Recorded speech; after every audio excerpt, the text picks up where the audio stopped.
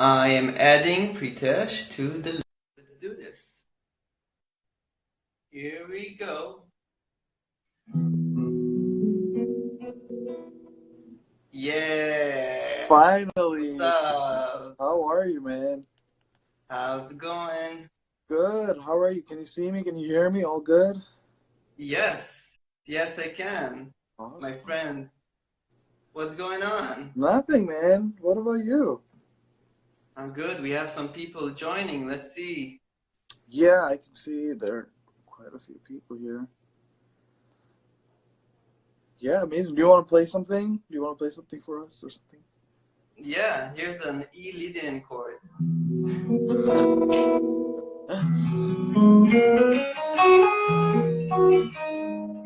I always wondered how other guitar players look at like chords and stuff like that, you know, and how to play. Yeah. What to play over it, what sounds good, what doesn't sound good. It's something that's interesting to me. What do you do when you have something like right? Well, yeah. What do you do when you see a an 𝐸? What do you do when you hear like a Lydian chord or something like that? I don't even know, but I recently really went kind of taking the drop twos and lowering the 3 to the second. That's kind of fun. Yeah, I use those ones too. Yeah. Those, right? They sound beautiful. Holtzworth used to love using some stuff like that. A lot of. You know, me and I'm talking to the viewers now. Me and Pritesh, we have lots of things in common. Like, for example, we both went to Berkeley. Berkeley, yeah. And you graduated like recently, right? Yeah, I graduated like last year. It took me like 5 years to graduate. You know, just because so I was doing like 2 jealous. majors and a minor. I was just like killing myself with it. But yeah, somehow got through it. You know. Man, it's such a trip, that Berkeley thing. It is a trip. And one more also thing we have in common is, except for we play guitar and all that, we went for Guitar Idol. Yeah. Remember that? That was like, I can't remember. Oh, bro, wait a minute. That's the pick you gave me. Pick in common. Wow. Listen, he gave me a pick he gave me this pick like 4 years ago, and I'm still using the same one. I haven't lost it. And it's still like fine, like no problem with it. Nothing happened. Well, the thing is, I should maybe go over it a little bit with some, but I did order a few more, and I've been in touch with 𝐸𝐻𝐻. Am I even saying his name right? 𝐸𝐻𝐻? Yeah, 𝐸𝐻𝐻, yeah. No, these picks are like really great, man. I'm using like 2.7 right now, which is also kind of, you know, which is thicker than what I generally play, but still, this is like the best picks I've ever played. I started playing these, chicken picks. I played once and I couldn't stop. You know, from then I've been just 𝐸𝐻𝐻's been sending me all of them. You know, since then. Oh, that's awesome. Yeah, man. Oh, by the way, guys, if you guys know my or Pritesh playing and you have any questions, just go ahead, and we hopefully can we scroll down and see all the stuff people asked or something? Yeah, I don't know if people asked. I don't know. Well, Daniel Daniel wants us to play the lick, so the what? The lick. Oh, okay.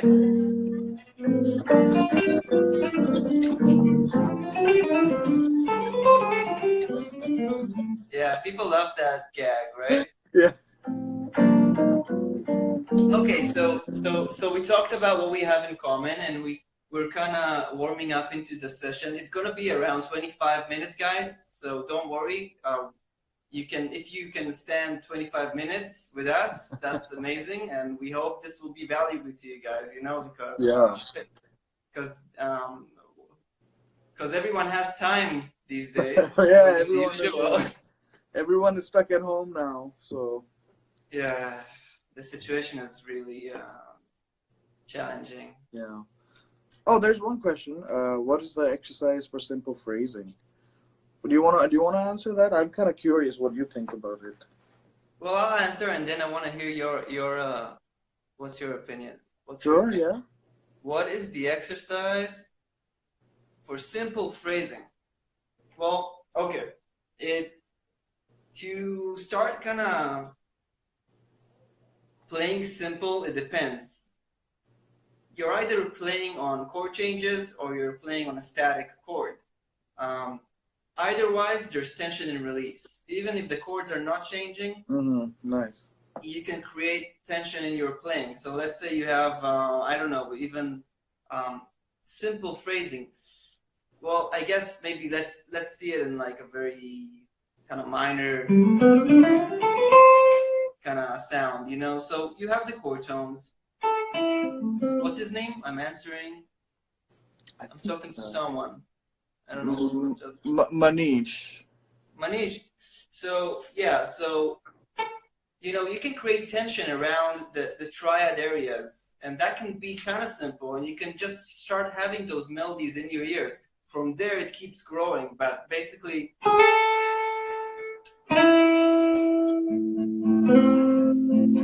and then you can kind of create tension into those notes and see how that sounds.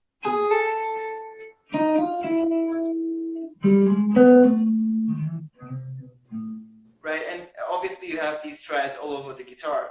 So when you have chord changes, now you have a bunch of them, and it becomes like this maze of tension and release into chords. Yeah. So that's, I guess, my intuitive answer, and I would love to hear what's your answer, Pritesh? No, this is like awesome. This is probably exactly what I'm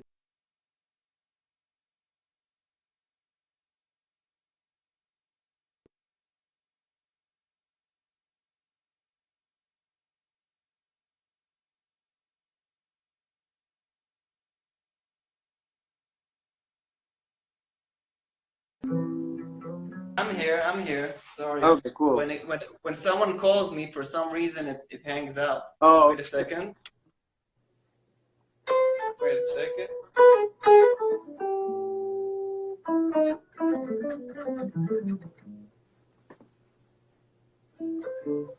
All right, we're back. Sorry. So what's your answer? Yeah, I mean, I was saying like what you do is exactly the same what I do. First thing was like to find out where is like the basic structure, since we're taking A minor now, where like the basic structure of the chord is and what can I play around it. And like what you were doing, like adding tension, which is like, you know, in jazz world, it's like enclosure technique kind of stuff, you know, like you were doing, like most guitar players do. You know, that kind of thing. And then I started trying to find more things to do, and of course we have all the triads and stuff like that. Then now what my interest goes in like is like superimposition. What chords do I have existing, and what chords can I add over it to? Yeah, like maybe triad pairs and stuff like that. You know? Yeah, like triad pairs, and you know, there's a lot of ways you can do that. Most people think it's like, oh, you have a 5 chord, and you go to 1 chord, and that's kind of how you do it. But I think there are like 1,000 ways to go around it, go about it. Manish expanded the question. He asked, I am planning on chord changes for now. So that means, I guess, we should answer in chord changes example. Okay, so let's say we have a 5 into a 1. So, I don't know, the first thing that I see, I guess, is the harmonic minor, but also the kind of like altered sounds. So dominant can mean... What does dominant mean to you if you see this chord? What's the first thing that... I mean, if I have that, like, to be honest, when I hear that chord, I think blues. I think... I hear blues, and it's funny how like I even hear Schofield and some other players play, and they take that chord as like a blues chord, even when it's going 5-1. It's funny, you know. But I use it as like an altered chord, or to see if I can play dominant, diminished, altered, whole tone, that kind of sound, you know. But I recently, I think I've been like getting tired of using like the same kind of like the same altered kind of sound on, and you can, I mean, of course, you can go you can go with triad pairs and stuff like that, you know. Right. But I'm trying to find all these. I've been going towards like, now my thing is like augmented scale.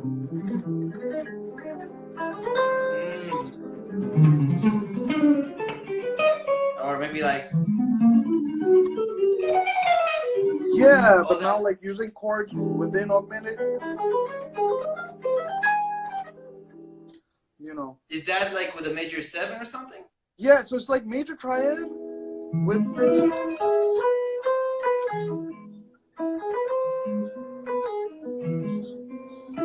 Oh. Now take that up major third. Twice put it up.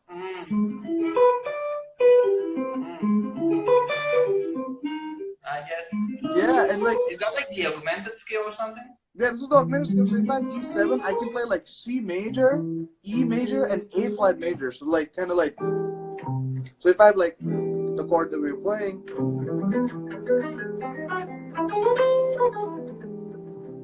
Oh, you know. that's cool.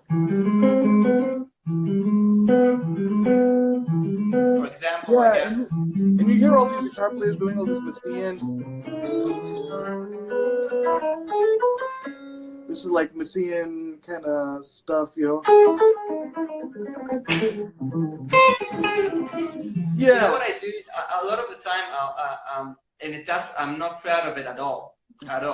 But I would go like, kind of practicing them, and then when I improvise, I'm kind of going like, some defined sound, yada yada chromatics. Some defined sound, yada yada chromatics. Yeah, chromatic. I do the same thing too. But I think that is like the curve of learning like a scale or a new idea is like use like 5% of it and then put like 95% of like whatever chromatic thing that comes in your head and then keep doing it till a point where you can use like the full chunk of the material, you know.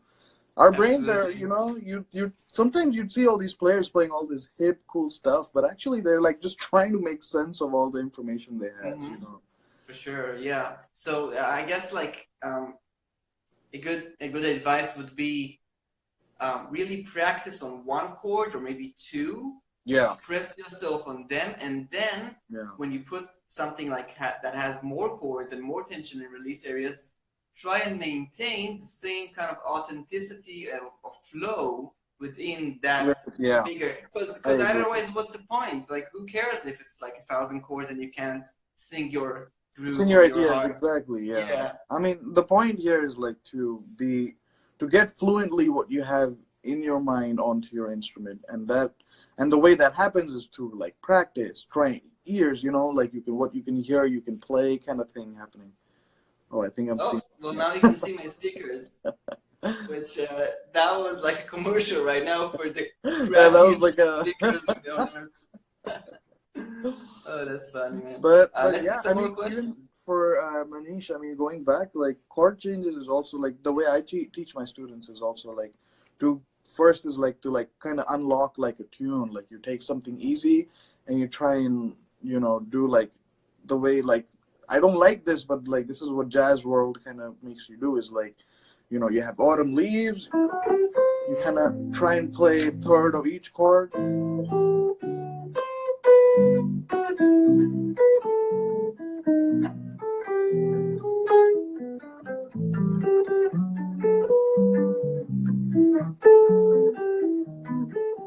You know, that kind of stuff.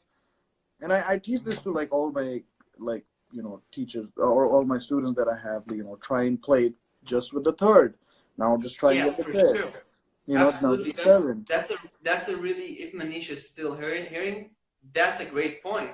Like, can you play whole notes but just the thirds and make it sound kind of cool? Yeah. And then when you get bored, can you still make it sound cool? Sound good, just playing thirds, you know, like I'm thinking of like the kind of stuff with all these ERs. So the melody is already the third, right? Right. But you can start embellish all those kind of stuff. And that's kind of what I teach everyone too, you know, like look at these.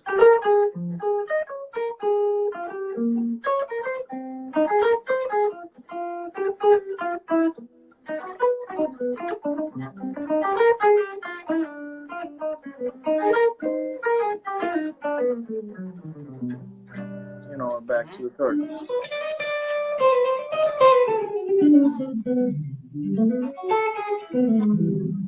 Exactly. Even when you play like a complex idea, your home target is like the third, so you kind of phrase your. Right, and then around that third as a pivot, you can do whatever, like. Oh yeah. That's kind of what I. This is a technique I use all the time. You know, in general, like common tones and stuff like that. What you can take one pivot note and then play lines around that. You know. Can you track down who inspired you to do this? Because the first thing that comes in mind is our conversation back in London about Adam Rogers. Yeah, I think Adam does that quite a lot. Maybe you're right. Yeah. I think it comes from Adam. I would say so too. I actually spoke to him in New York like because I was going to go to NYU for my master's, and I got a really good scholarship, but I ended up going to NEC. And I went there and I was talking to him after a gig, and I was like, man, really love your playing. I've transcribed so much stuff, and you know, and I'm like, what are you thinking when you're playing? He's like, man, when I'm playing, I'm thinking about like my breakfast. I'm thinking about what book I'm reading, and I'm like, oh. Yeah. Yeah, but when he's practicing, man, he has some, like, he's been doing the same practice, kind of, like 70% of his practice is like, you know, really like talking. Or, yeah. Yeah, I usually, yeah. All that kind of stuff. And then Bach stuff and. Yeah, he was telling me about like how much of like Bach and counterpoint stuff that he does, but which is weird. I don't hear a lot of like counterpoint harmony kind of like chordal stuff in his music, like that crazy amount, as I'd hear like a lot of some other players. But he says like all his line ideas and everything comes from like Bach, and which is kind of crazy if you think about it, you know. Yeah, he sounds like a modern jazz Bach improviser. He does. Yeah. Any other questions? Yeah. Yeah. I think we had. Probably, I saw a few. How much of the improvisation are you hearing in your head and then playing it, and how much of it can be termed as muscle memory? This is a great question, man. Wow, I wish I can answer that. Yeah. Do you think I mean, have you ever thought? I mean, I don't know. I think about this all the time. I know I have a bunch of licks. I can't like say this is a lick. Yeah. But I know I did. I know like that this is F minor. This is this triad. Yeah.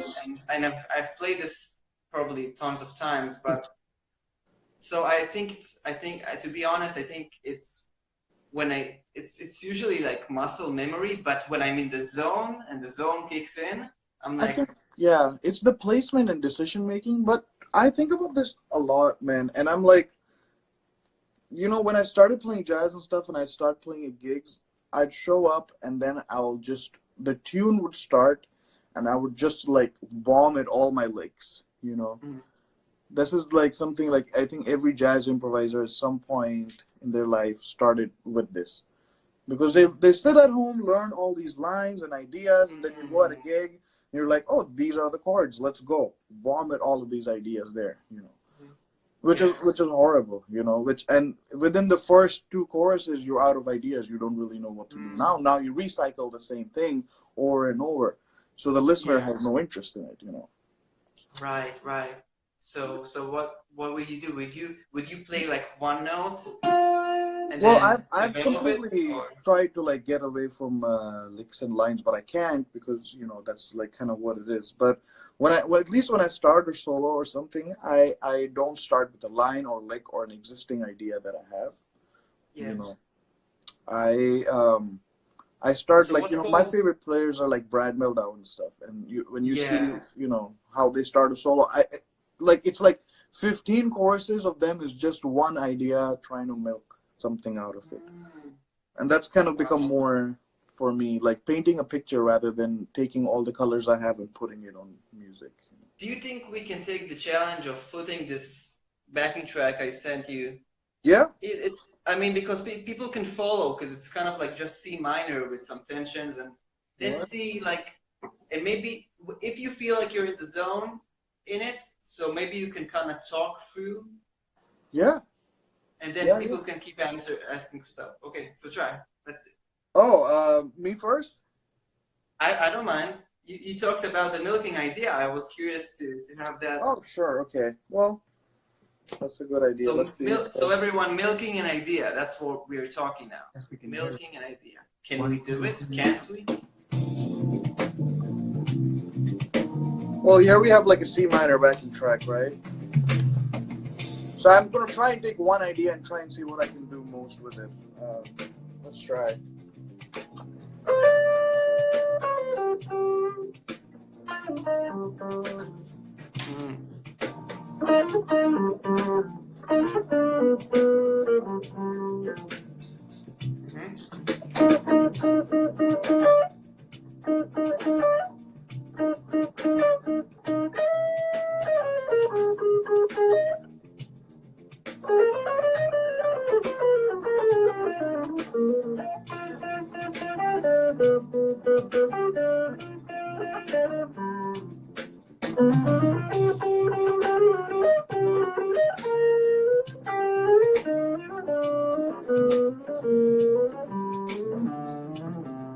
Now again, this is like super over exaggerated because I'll take one idea, I'll try and super exaggerate it, but the point is never to come up with one line and keep repeating it on every chord. You know, every time you get an idea, you kind of. Let's see. Do you want to give it a try too? Sure. Let's see the volume. Oh, could you hear me? Yeah, I could hear you perfect.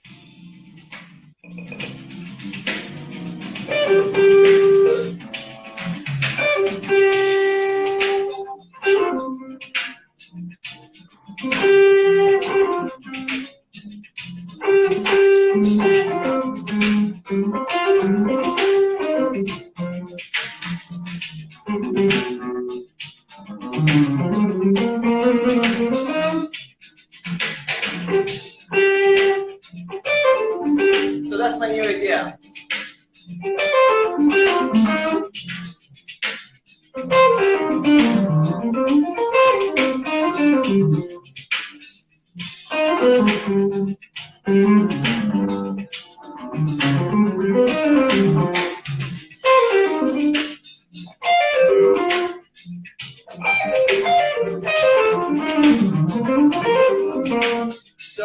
So maybe I guess my answer would be that I don't really think like that, but maybe sometimes I'll think, and maybe sometimes I'll just go loose. Think like that too.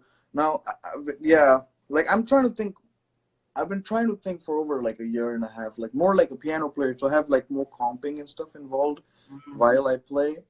You know, more. Can you try and demonstrate that? Yeah. And I use like my freeze pedal a lot for this kind of stuff. I don't know if you use stuff. Yeah, I gotta get one because like this is something like I saw Kurt and like actually Adam also had something and I was like, man, what do you guys think about like having all these effects and stuff in music? And they were like, man, if you develop your playing to a certain level, but after that, use small nuances like a pedal or something to deliver like a new sound in your playing is kind of what signatures you, like kind of makes you your sound. And that's kind of what, like, you know, you see Kurt and Jonathan Kreisberg, all these guys have their own sound. And it's not a guitar just plugged into like an amp. It's actually a lot of thought has gone into that tone and that sound, you know.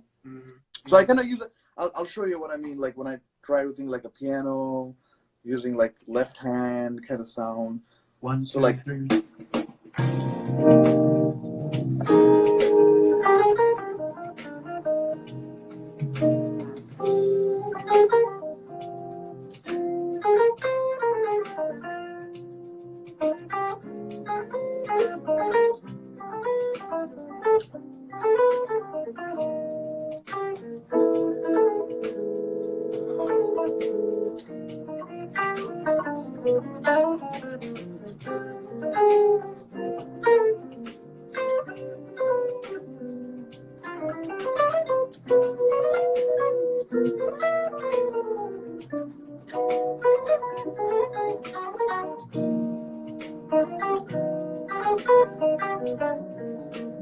You know, Ah. like kind of Now trying it's like now like it's like a piano player stating a voicing and going like. Yeah. So what I'm doing sometimes is like changing the quality of the chord. Actually, I'm changing C minor. I'll make like C major.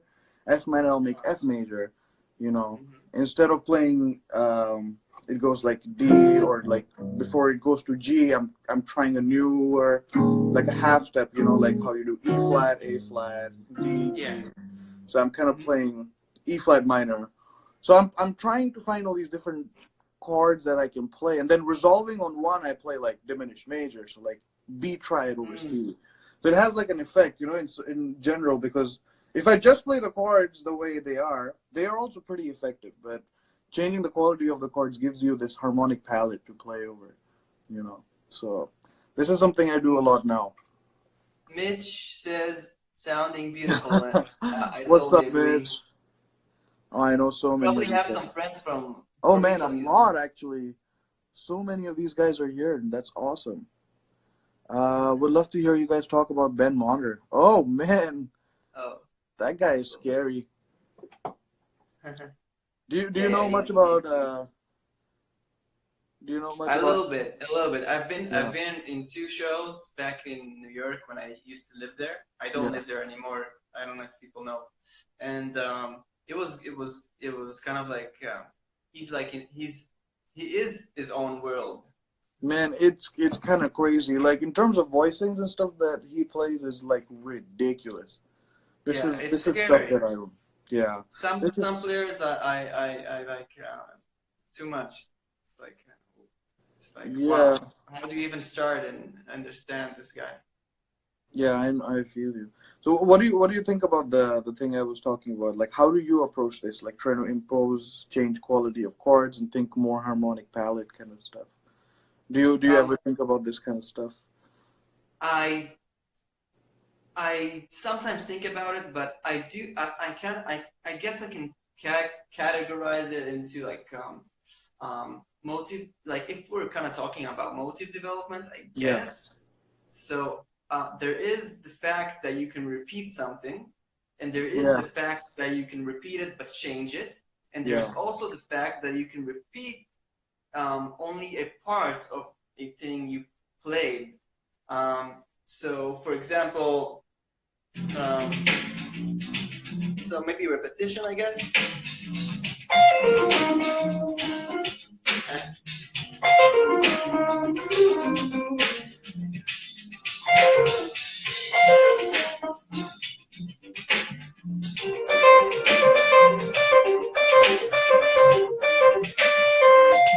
And then development will be right.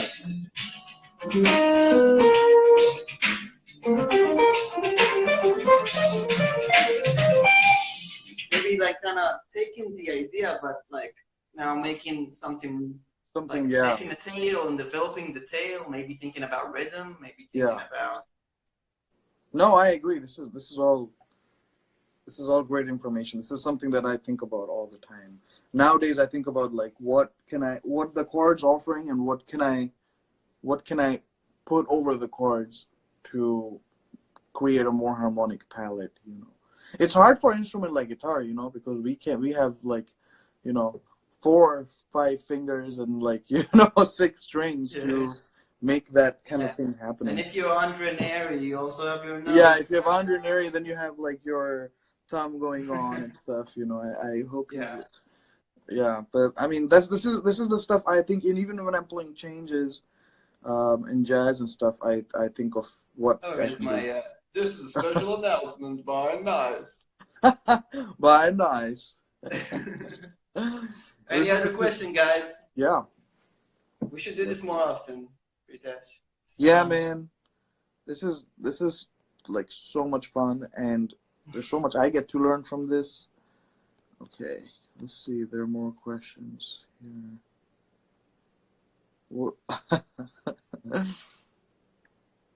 Leonardo said, "What do you think about Alexis Sanchez's playing? Do you know Leonardo Guzman?"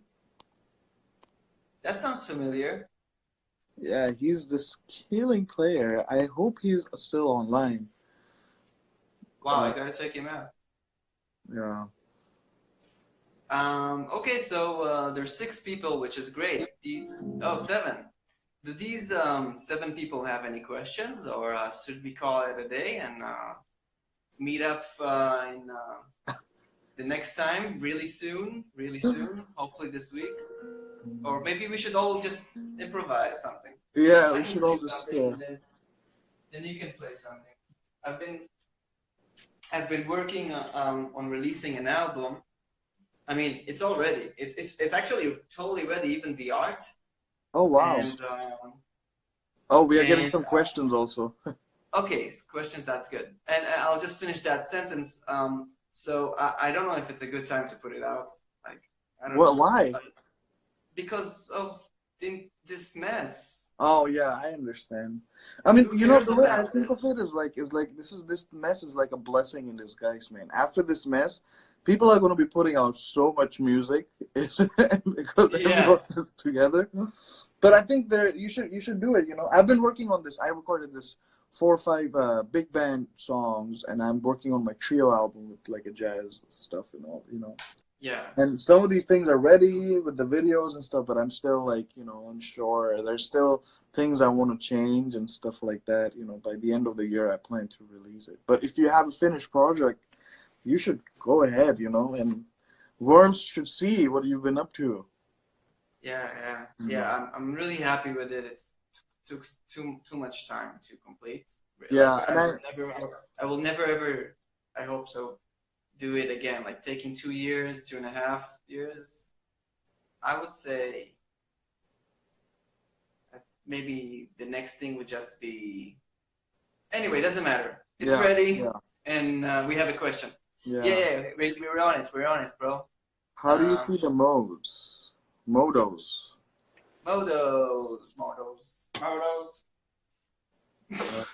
Yeah, that's a. I guess just like I would give who's asking? 𝐲𝐻. Yeah. 𝐲𝐻. So that's an Israeli name.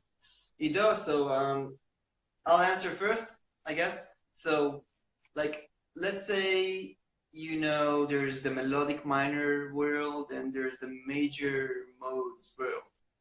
And there's more, but those like I guess there's a harmonic minor as well. I would first go over all 7 positions of each of them. You know, all these. It keeps going, and then I would check if I can do it from into like kind of horizontally. Okay. The next thing I would do is do it on the rest of the modes. I'm still talking about major modes. And then I would practice the diatonic structures that you can create within, like let's say thirds on all of them, and then maybe like 6 triads, or 7 chords, or 7 and 9, or etc. You can go in a vertical position. You can go all the way up to 9. 1, 2, 3, 4, 5, 6, 7, and 9. 1, 2, 3, 4, 5, 6, 7, 8, 9. And that's it. Now I will do the same thing, but with E flat, so you will have a melodic minor mode. 1.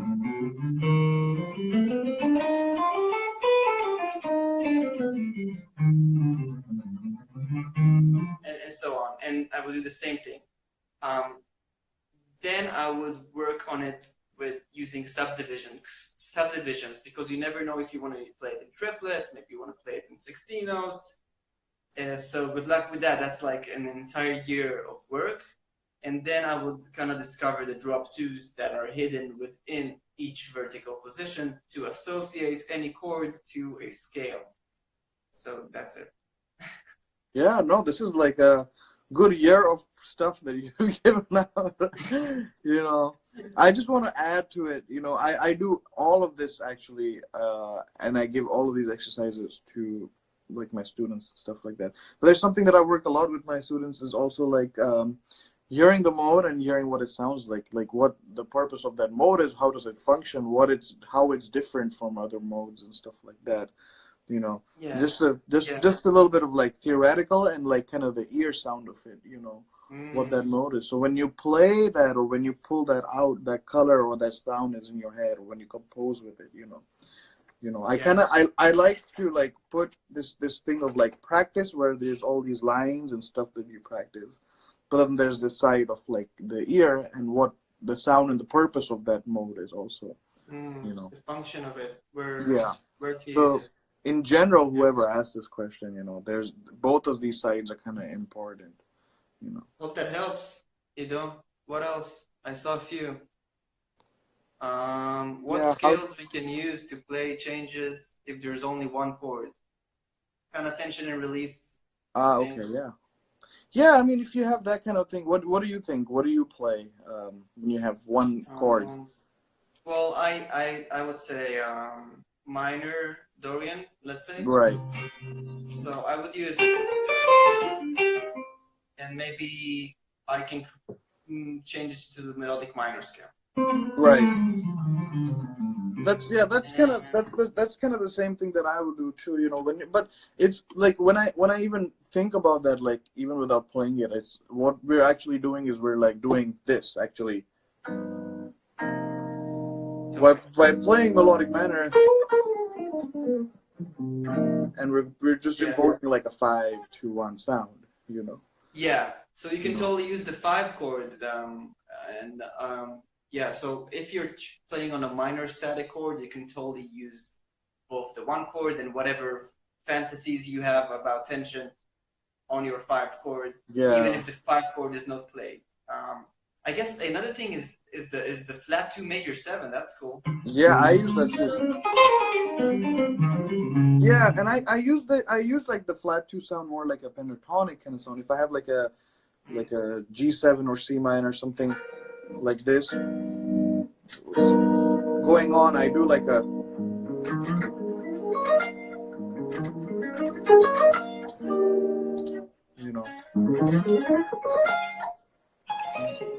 Wow. Yeah, more like a pentatonic stuff. Wow, I love that. Yeah. Nice. So, well, the pentatonic sound is like very strong when you go back to like the 1 from like the flat 2. Ido added, if it's harmonic minor mode, do you see the harmonic minor scale? Yeah. A mixture of yes and no for me. Yeah, I don't know what it means by if it's harmonic minor mode, like if the chord says like it's a harmonic minor mode. I hope I'm answering what he means, but for me, it's like a cake. And if I'm playing a mode, I'm focused on a piece of the cake, but I am inspired by the whole cake to move around. So I'm like, oh, okay, this is the altered scale. Let's say it's G.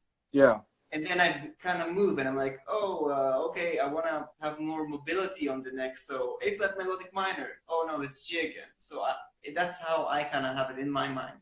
Yeah, I think as a practice thing, I do this a lot. But when I'm playing at a gig, I try to never think of like a mode or chord relationship. I would even make ideas that are not in the key, completely outside the key.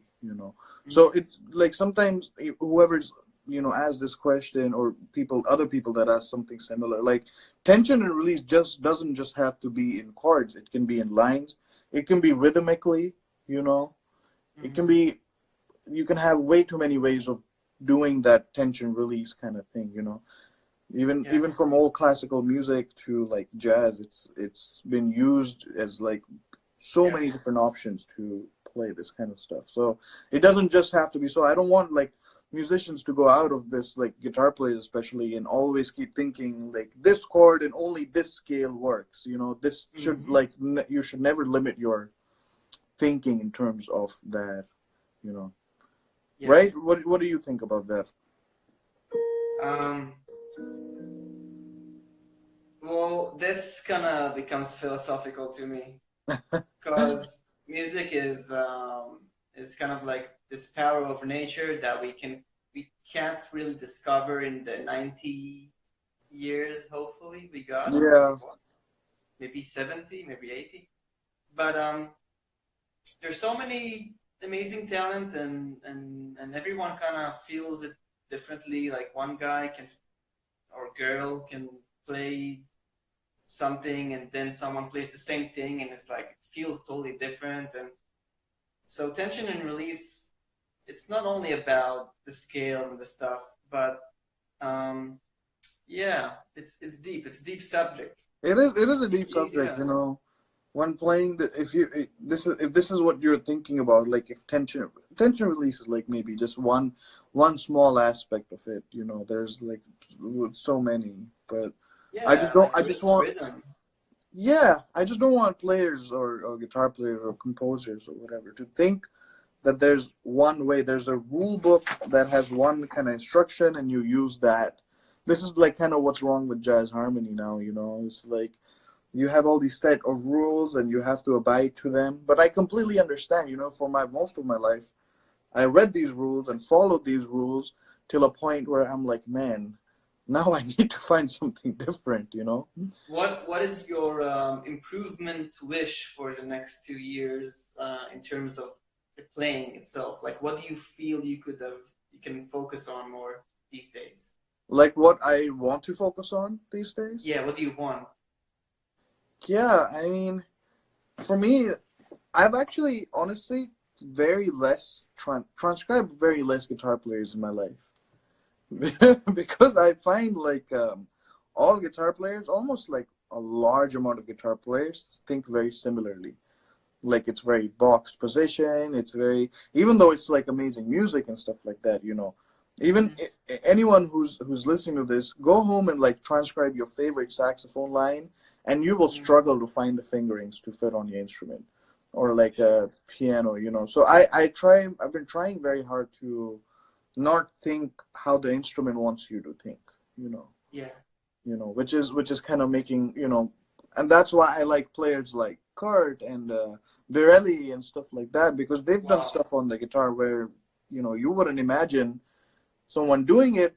After they did it, you know, after they do it, we're like, wow. Even still, when I listen to some of their music, I'm like, this is like genius, you know. They've revolutionized the sound of what the instrument does and what it can do.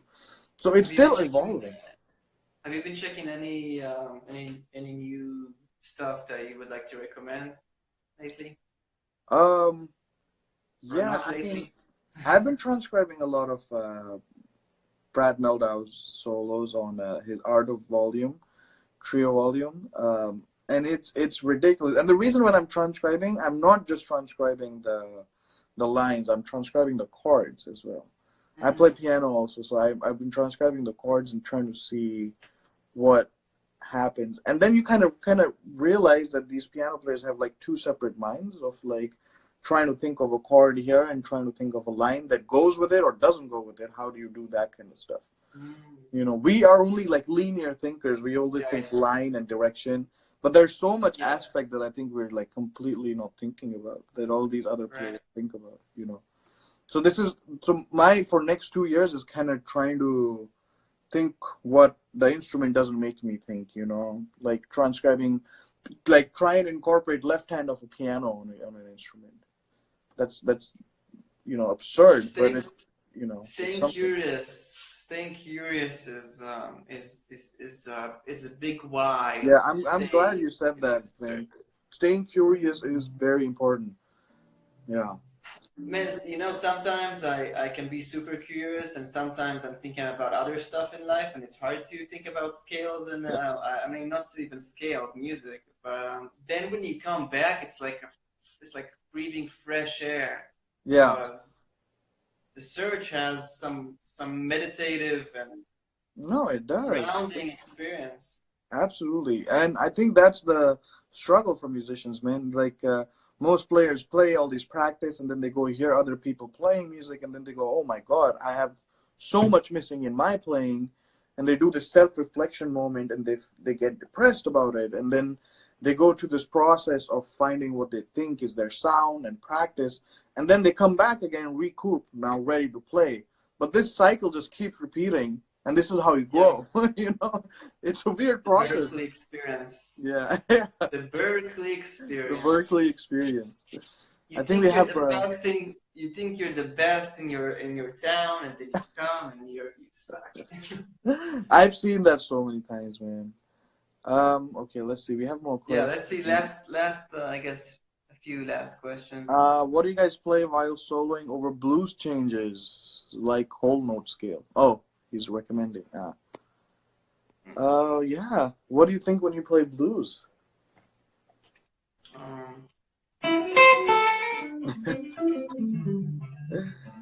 Yeah, I don't know. I just want to feel better. That's kind of true. If it doesn't feel right, it's not the blues, right? That's true. But maybe I'll go like, because I'm a stupid jazz guy, and maybe I'll go like. Yeah, I mean, I try to like use.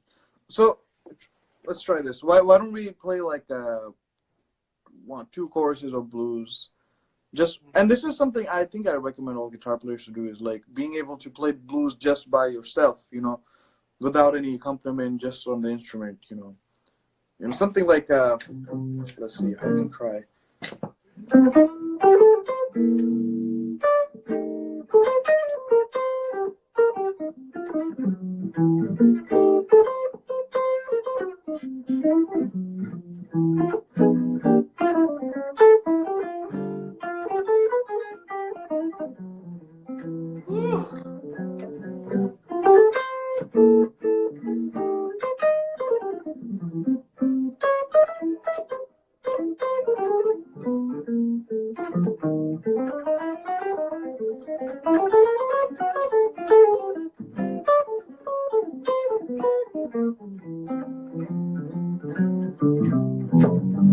Something like that.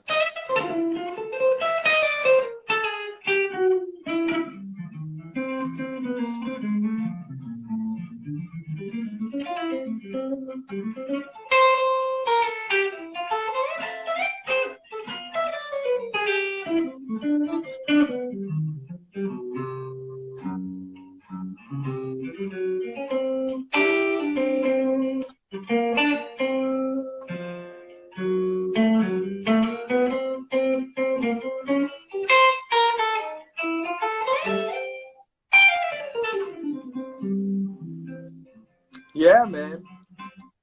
I don't know. Exactly. I don't know. No, that is who knows? Who knows? Who knows? But like the point is to feel good. Be bluesy, coming from the soul. I understand all of that. But the thing that I want to tell most players is like when you do play blues, what do you think about? Well, when I practice, is like you practice what the chord is, where the chord goes, what you can play over it. But sometimes I don't care. I just play, my heart out in those moments. Yeah. Try to make it's like trying to sing from your instrument. Why does the blues feel so good? I don't know. Someone needs to get their doctor degree or something in this question, man, because I don't. It's like very. Well, I mean, I think you have to see like where it comes from. It comes from like the church. It comes from like back there in like black music history. That's kind of where it came from, because it was him. It was like self-expression. That's how it came out to existence. Self-expression. People came together to sing poems, and then that became kind of blues and stuff like that, and hymns, and that's what it came out as. It came out as like self-expression, in need, a cry at that moment. And even now when we associate it to that. So it's kind of hear blues like someone singing rather than, It's. I feel like the blues is always an honesty test for me. Oh, it absolutely is, man. Am I in the moment right now? It absolutely is. And some of the best teachers I had like some lessons with Scott Henderson, and I was like, man, I want to learn, because I was super like what he was playing in some of his records, or like giant steps and some crazy giant steps in 13 or something he was playing, and I was like, man, how did he practice that? So I went into the lesson thinking like, is he going to show me how to do that? I went in and I was like, hey man, can you show me this stuff? And I transcribed some parts and stuff. And he's like, man, you know what? Fuck all of that. Let's play blues. Let's play a blues. And he counts off a blues. Not even like the jazz blues that we're playing. Like 1, 4, 5. That's it, and that was like the biggest test of my life, and it kind of made me go like, shit, now do I play all this hip jazz stuff that I know? Now what do I do? And just the placement of his lines, everything was like, he sounds like Stevie Ray Vaughan, or it's about attitude, it's about gesture, it's about expression. Yeah. And it's also sometimes about your own taste. And sometimes I feel like my own taste is just getting in my way. I feel you. I understand. It's a rabbit hole. It's sometimes I feel a lot of this music playing is like a constant battle with your own consciousness, man. It's like, right. Right. Like, does it matter if someone made a mistake? I guess, does it? I don't know. No, it doesn't. It matters to you the most, There have been times when a gig where I felt like I played the worst stuff, kind of messed up, and, like how people know some of the songs, and I'll mess up the melody or something like that. But after a gig, someone will always come up and be like, man, I love the way you played the melody. I like this even more. And I'll be like, man, the mistake is only in my head. It's not being perceived as a mistake. It's being perceived as a musical decision that I'm making, Sometimes it's kind of funny how this works. I think like being an open channel is something to kind of talk about, because like, should people just record stuff and say, hey, I recorded this. Hey, I recorded this. Or should they go like, I recorded something, let's put it under the microscope before I release it? Like, what does music even need?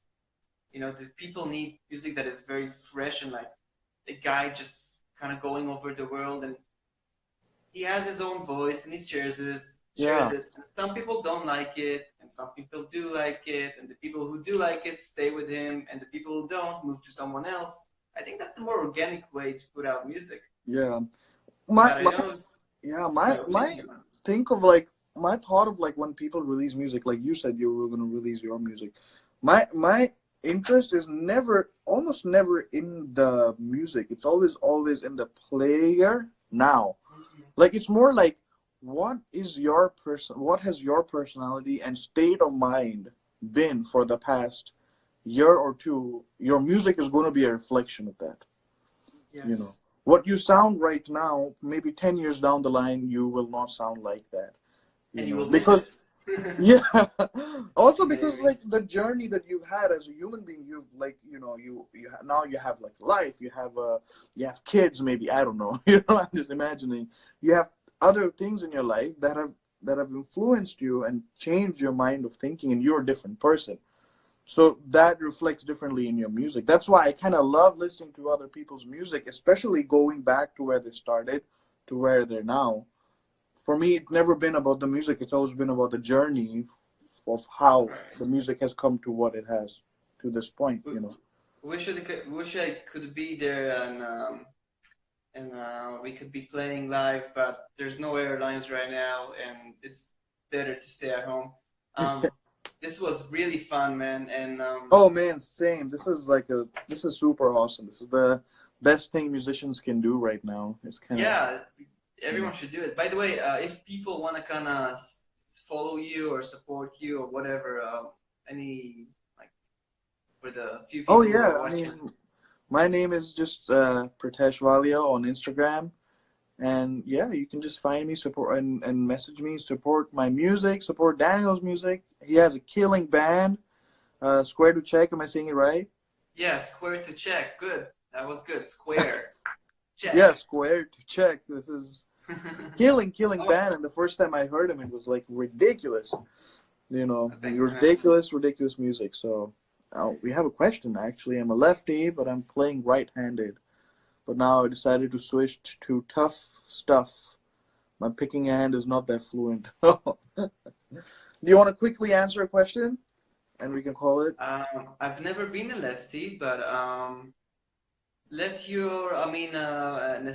necessity is the mother of skill. I don't know, is that it? I mean, just, it doesn't really matter, but I didn't really get the question, so I don't want to be rude.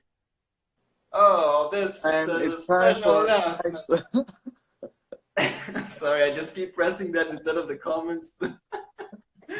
Okay, guys, make this a daily, weekly quarantine routine. Okay, Oh, let's try. I mean, yeah, I would and love to. Yeah. also and also you know, do this without other people, and Yeah, you I know, would. Yeah, this would be great. I also want to kind of find a way to do this on Facebook simultaneously. yeah, there is a way. There is a way. We'll talk about that later. And Yeah. thank you everyone for joining. You're invited to follow our Instagrams and everything, and check us on YouTube and all Yeah, this and stuff. don't and people in general don't hesitate to like message us directly if you have like Yeah, questions and concerns or something you're struggling with or something you want to just talk about. You know, it's a this industry in general is like a scary place to be in. You don't know what you go through in your mind. You know, it's right, something you just right. need other musicians to talk to and discuss about your music in Yeah, general. You know? you feel like you're not the only one that is thinking about weird stuff all the time. Yeah. Notes and stuff. Anyway, that it's been real, and it's been great, and Yeah, man. I wish we were stay together playing in the same room so we could actually play more and people can watch more. But this is the best we can do in these tough times, you know. So yeah. Okay, so hey guys, thanks for tuning in, and see you next time. yeah.